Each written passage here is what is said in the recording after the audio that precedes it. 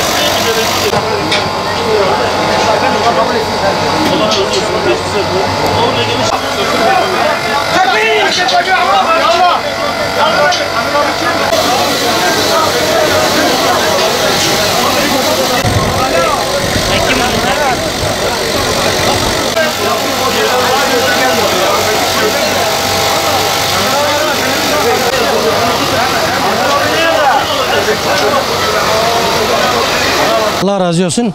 Öncelikle bütün halkımızın Kurban Bayramı'nı kutlarız. Hayırlara vesile olmasını diliyoruz inşallah. Normalde her yıl artık geleneksel hale getirdiğimiz Kurban Bayramı'nda halkımıza hizmet anlamında burada kesim standımızı açıyoruz. Hem kendi kurbanımızı, bize bağış yapılan kurbanları kesiyoruz, hem de halkımıza yardımcı olmaya çalışıyoruz. Elhamdülillah geçen seneye nazaran kurban kesimleri az olsa da Allah'a hamdolsun yine halkımızın teveccühü var. Güzel bir teveccüh kazanmışız. Halk da ona alışmış. Yani artık kendisi geliyor.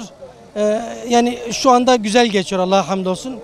Bu noktada kestiğimiz kurbanları Allah'ın izniyle bundan sonraki aşamada da paketleme ve fakir fukaraya ulaştırmaya çalışacağız Allah'ın izniyle. Önceden tespit ettiğimiz fakirlerimiz var. Bizim listelediğimiz, tespit komisyonumuza listelerini hazırlayıp verdiğimiz fakir listelerimiz var.